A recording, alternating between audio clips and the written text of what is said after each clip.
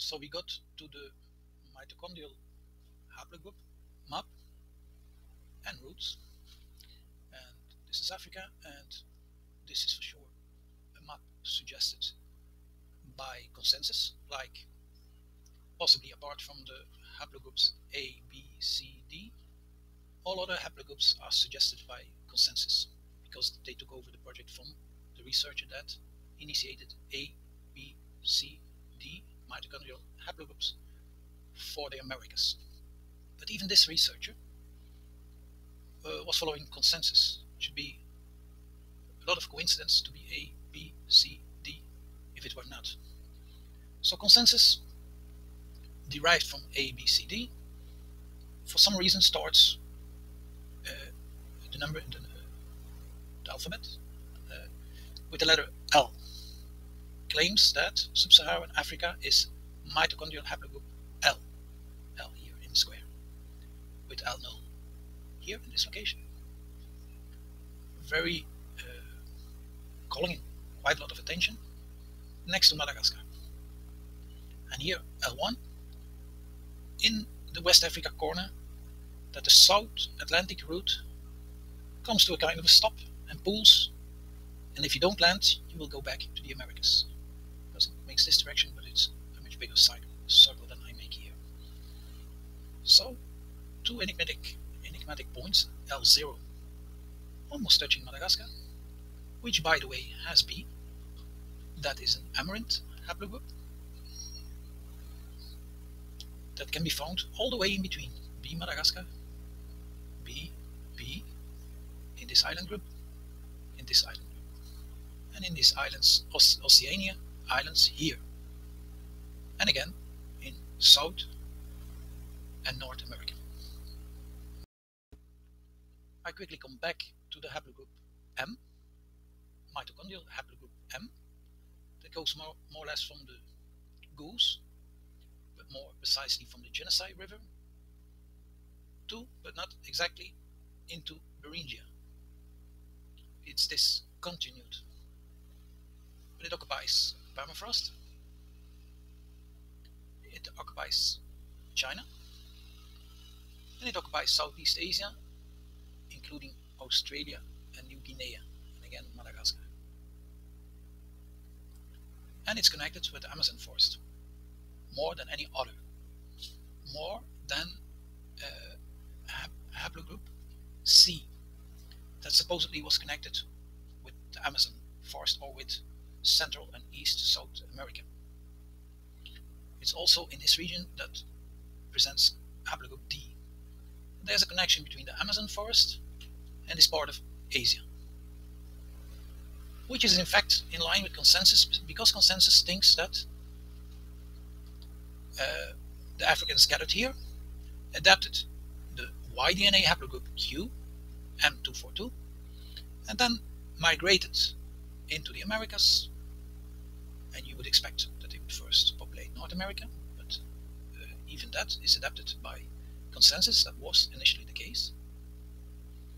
But now they are aware that the first wave goes straight to the Amazon forest, so all seems to work perfectly, except there is this interruption, except that we know that this from the Goose or from Genesee is permafrost, and there is no reason, or there is no way that Africans would go this way and populate the Americas and Central America and the Amazon forest, but leaving aside Central and North America and Beringia and everything before they reach the permafrost.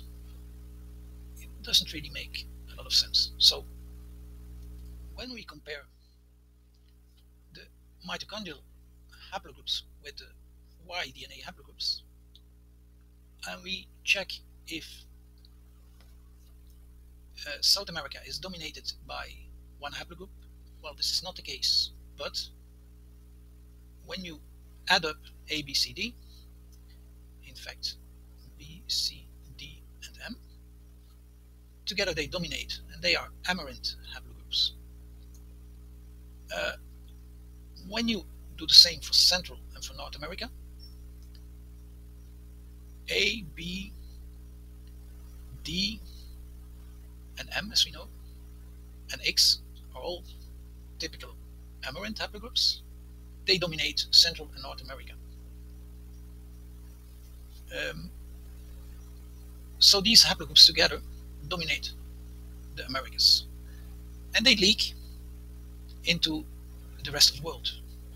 A, C, X, don't know how far this could go. Again, here's the goose, here's up, here's Yenisei. So this is quite deep. This is already touching, almost touching Europe, and here between the goose and the Caspian Sea, this is Ural. So west of the Ural, this is called European Russia. So in a way, this is Europe from here on. So if you count the X, and if the X would be reach out until here, then it would be like all of Asia. Here again, Southeast Asia, we have B, as we said before, because this was in line with Madagascar, with Oceania, South America. So except for this part, which is F, Asia is pretty much between C, X, D, D again, Southeast Asia, B enters, Oceania B. Just cannot find confirmed for Australia and New Zealand. It's green, so it could be B, but it's not presented here.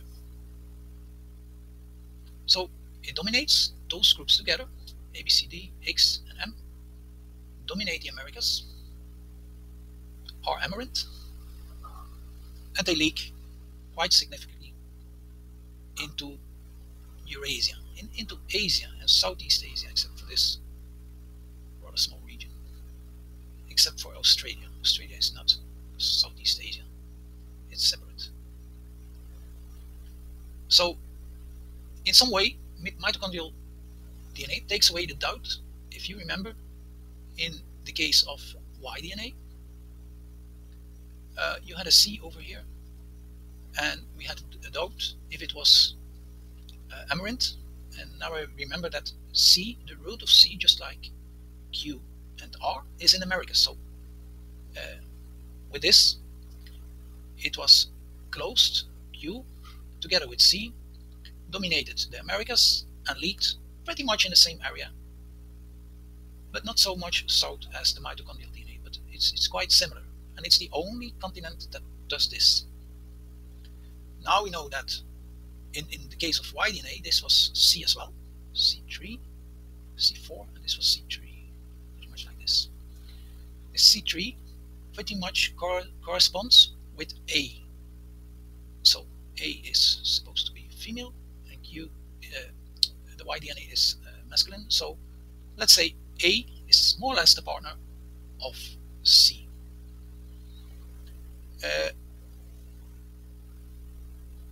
Anyhow, since about Y-DNA, this was C4, and here this was C3. So C4 also has its roots in the Americas, so Australia makes part of the leaking out of the Americas. It's something that in the other videos I didn't point out, I think. So I still claim this is not this route, because they are simply against the current. And this is not a dominant current as well. It's drawn this way, but this is not a dominant current.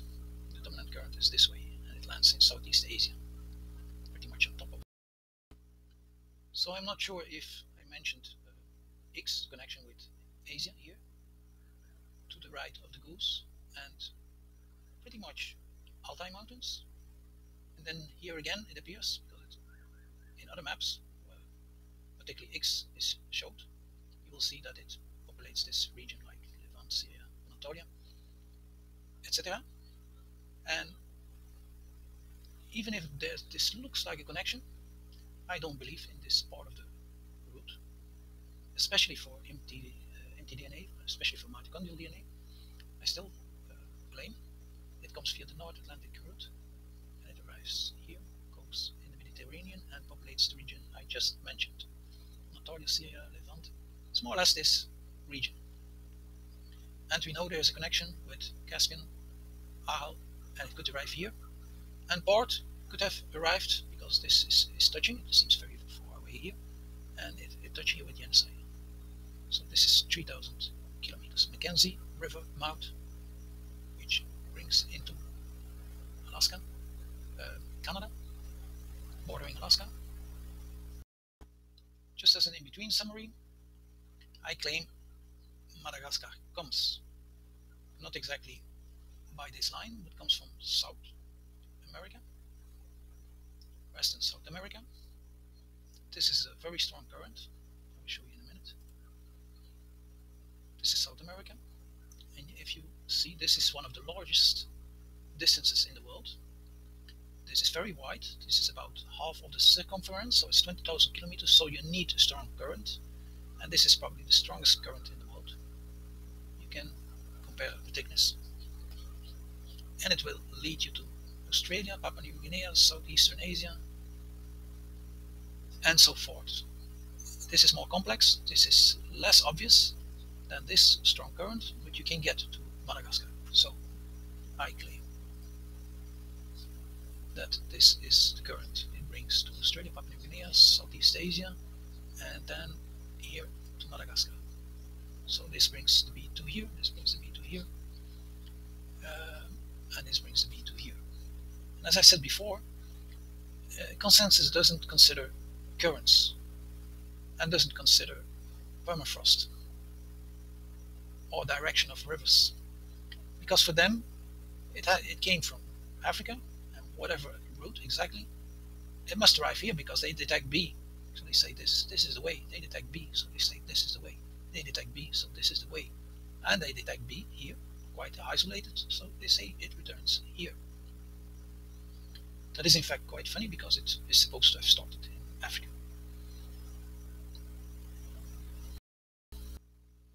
And so I claim this B gave rise to L0, which is the African mitochondrial DNA, which is the mitochondrial DNA of African Eve, of mitochondrial Eve. So it's quite close here. And B is before L. I don't mind too much the ordering, the alphabetical ordering. As I said before, I don't mind too much the roots. I mind the haplogroups and, let's say, evidence. So L gave rise to L0 and to L1 and so forth. Except this so forth is not there.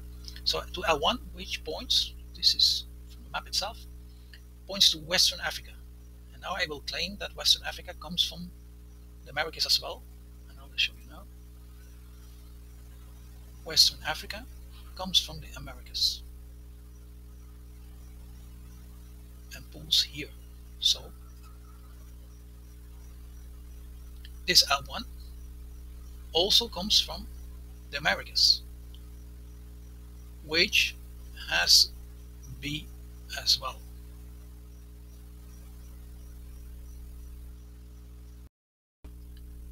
So I show now haplogroup R, which is much more recently, which is the last migration, the last haplogroup, mainly coming from North America, partially coming from Australia and Southeast Asia. But let's forget, because the frequency are much lower here. Frequency is much lower here where it departs from, and where it ends it's much stronger. The route is much wider and higher frequency in North America, and the destination, the descendants, is also a much larger region with a much higher frequency. In fact, the fact that you see Iceland here, and Ireland and Great Britain, is more or less an indication that it is indeed the North Atlantic route.